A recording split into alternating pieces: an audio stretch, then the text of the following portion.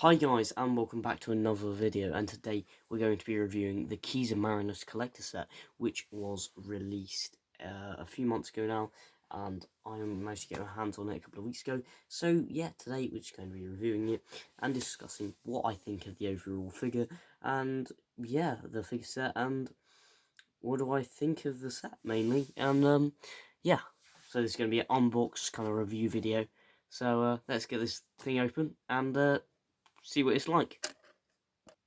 So here they are out of the box, and yeah, they do look absolutely amazing, and it's great to finally get some 60s action figures.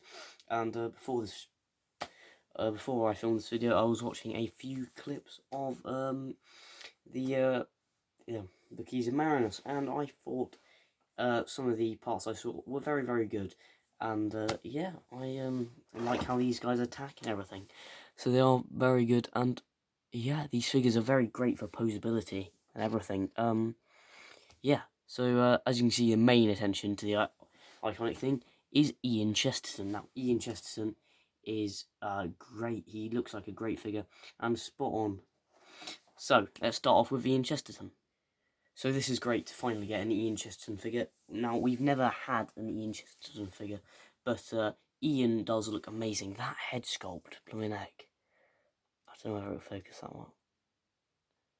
That head sculpt is amazing. Looks exactly like William Russell as Ian Chesterton. Looks amazing. Head sculpt, definitely from that side, you can definitely tell that's Ian Chesterton.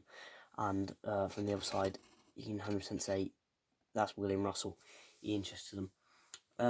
Yeah, it mainly uses the same body as the John Sim Master from the new series, which I have here. Yeah, as you can see, it's the same body and everything like that. I originally thought that maybe they were going to use, the, it's quite dusty now, originally I thought they might use the James Lester body, but no, they decided not to, and I think this is a much better design body than, obviously, James Lester Primeval figure. Yeah, I think that this is a great figure, and I do like the suit and everything, and the ties and everything. They've managed to really capture the design of that the 60s, like, kind of colour photos that they managed to salvage. And I can see they've taken some artistic license with this. The tie probably wasn't that colour, but it is very good. And this kind of, I would say, semi-based off his appearance in An Unearthly Child, and I think mainly Unearthly Child. That's just the main body. I think that's what they decided to go for, because he mainly wore a suit, but in this story he didn't wear a suit. I know that for a fact, because whilst watching a few of those clips, he's still wearing his costume from the previous story, which was Marco Polo, which is missing, so we don't really know. But it's great that they decided to go with this outfit instead of the Marco Polo outfit, because this outfit's a lot better, and what he wears more often. So let's get into main articulation. So the head can do turn to turn, unless you don't want to scrape the paint of it, because you mainly want it on your shelf. Yeah, the arms can do all the way around, 360, and the swivel at the side and bend like that, and the hands can do a full 360 at the bottom. So that's good, and same on the other arm. And yeah, the legs can't swivel round, they're stuck in place, but the legs can bend like that, so you can pose him like he's running like that, which is very nice. And there's a lot of stuff they probably did in the early years anyway. So I do love this figure. I think it's really amazing. I mean, who would have pictured that, us getting an actual Ian Chesterton figure? Well, I mean, who could have predicted us getting a Harry Sullivan figure? But this is just off the scale, like a 60s companion, which I finally have to add to my shelf, which is great. After all these years, I've had, like, the first Doctor all by himself, and finally now, it's almost a complete TARDIS team. Just need, well, Barbara and Susan, and then we've got a full TARDIS team. This figure is, frankly, amazing. Like, absolutely amazing. Great figure. Love it. And yeah, let's get into the Vord. So here we have the Vord. Now, who would have pictured us getting Vord? I mean, these look amazing. Like, all the sculpted details and everything, all the creases and everything. The head is, like, really amazing. Let's be like closer detail. Look at that, and also the daggers and everything. Very good. And not even the sculpt feet. I mean, this is a great, lots of sculpting character have done to perfect these. And I really think that they have done an absolutely amazing job. And they do look absolutely amazing, in my opinion. Yeah, lovely. Yeah. But as you guys are probably aware, it does reuse a body. Now, the body is of Shera's Jack, from the Caves of Androzani set with Perry. Yeah, as you can see, it reuses the same body, such as the arms and everything. Yeah, and the main base, obviously. But the shoes have obviously been changed, and head, obviously. But it uses that body anyway. I just thought I might tell you. But this do look exactly like how they did in the show. There's been lots of images that I've had a look at, and I can come to the summary that these are probably one of the best action figures we've ever had. Now, it's finally to fill in gaps in the 60s shelf. This is great. You get Ian Chesterton and 2 Vord, which, I mean, you're not really missing out on anything. These are brilliant.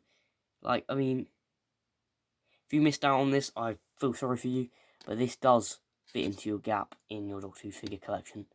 And yeah, just need to collect them, really. Let's move into main articulation, because, well, why not? But so the main articulation here is that we do have ball joints. So arms go out to that side, and then they can also bend in and swivel and come out to that side, and the hands do 360, but the hands are not very good holding their accessories. I've noticed that they have fallen out a bit. Only this one really works to put as an accessory in. This one, not so much, but yeah, the arm's the same on the other side. But just look at that sculpt of that hand. Now that looks quality sculpt, that. Yeah, as you can see, he actually does have all that stuff there. And also, just having a quick admire of the sculpt, you can see, I mean, he's doing a very weird pose there. It looks like he's boogie dancing.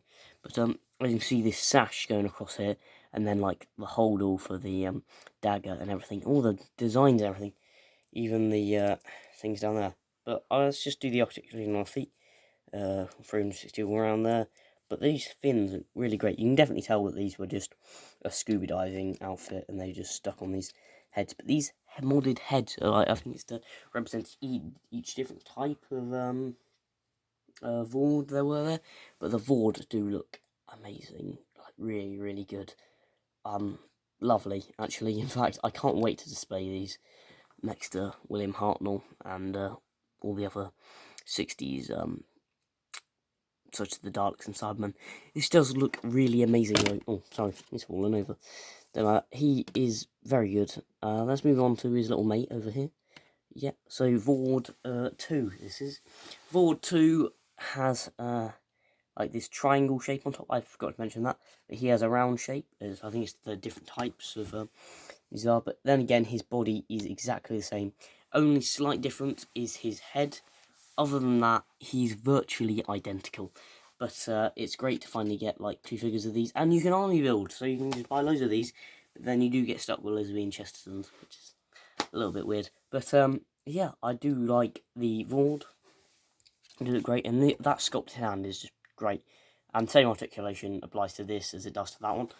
And let's just have a quick look at the dagger. I only really need to show one because they're both the same sculpt. Yeah, so here's the dagger. Just need to hold it here. I don't know where it will focus that on. Focus. Yeah, so you can definitely tell.